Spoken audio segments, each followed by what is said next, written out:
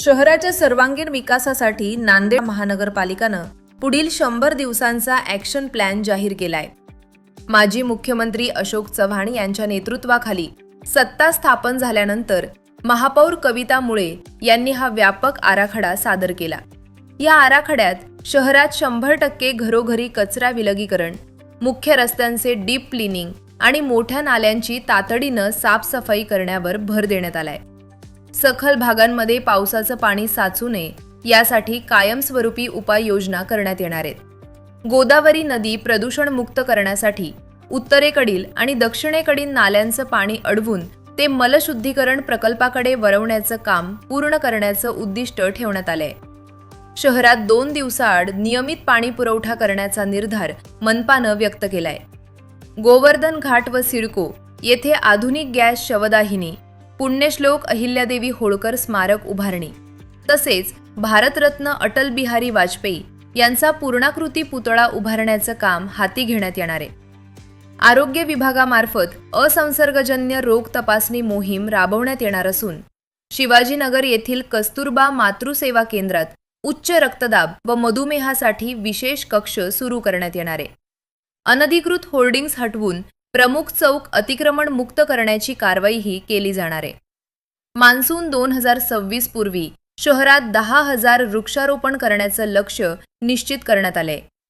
ठरवलेली सर्व कामं निश्चित कालावधी पूर्ण करून नांदेड शहरात सकारात्मक बदल घडवून आणण्याचा विश्वास महापौरांच्या वतीने महापौरांनी आयोजित केलेल्या पत्रकार परिषदेच्या निमित्ताने नांदेड महानगरपालिका भाजपला बहुमत मिळाल्यानंतर आमचा जो संकल्पनामा आम्ही दिला होता त्याप्रमाणे पहिल्या 100 दिवसाच्या आजपासून 100 दिवसामध्ये ज्या ज्या गोष्टी करणं शक्य आहे तो कृती आराखडा या ठिकाणी ठेवण्यात आलेला आहे।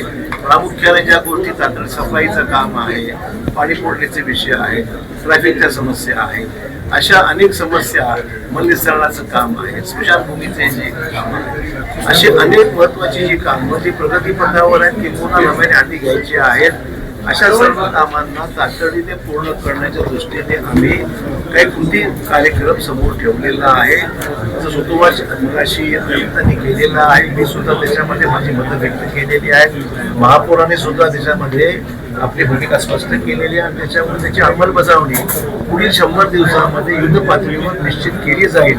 नांदेड शहरातल्या लोकांना आम्ही जे कमिटमेंट दिलं होतं त्या कमिटमेंटच्या अनुषंगाने या सगळ्या कामाला गती देण्याची आमची मानसिकता आहे।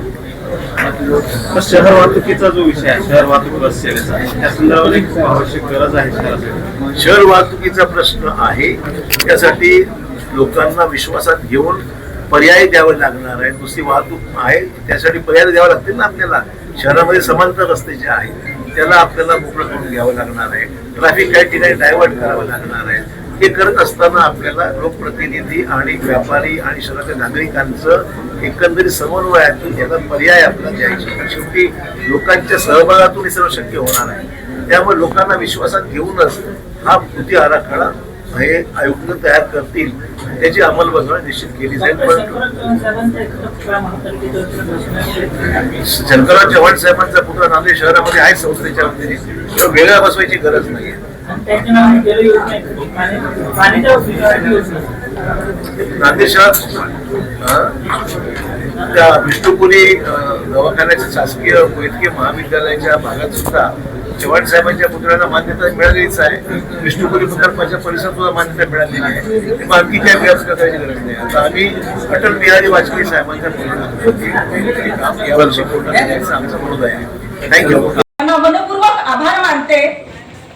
त्यांनी आमच्यावर जो विश्वास दाखवला, जी जबाबदारी दिली, ती जबाबदारी पूर्ण करण्याची वेळ आता आमची आलेली आहे आणि ही जबाबदारी पूर्ण करताना माननीय राज्याचे मुख्यमंत्री देवेंद्रजी फडणवीस साहेब यांनी शासकीय एक 100 दिवसाचा प्रोग्राम केलेला होता। त्या धर्तीवरच आमचे नेते अशोकराव चव्हाण साहेबांनी यांच्या निर्देशानुसार आम्ही सुद्धा जी आम्ही निवडणूक काळामध्ये जो संकल्प दिला होता नांदेड शहरातील जनतेला, तो संकल्प पूर्ण करण्यासाठी जो दिलेला शब्द होता तो शब्द पूर्ण करण्यासाठी साहेबांच्या आदेशानुसार, साहेबांच्या निर्देशानुसार 100 दिवसाचा एक प्रोग्राम विकसित नांदेड करण्यासाठी 100 दिवसाचा प्रोग्राम निश्चित केलेला आहे, आराखडा निश्चित केलेला आहे आणि त्या आराखड्यानुसार शहरातली स्वच्छता, वाहतूक व्यवस्था, महानगरपालिका मार्फत देण्यात येणारी नागरी सेवा, तसेच सर्वात महत्वाचा विषय म्हणजे गोदावरी नदी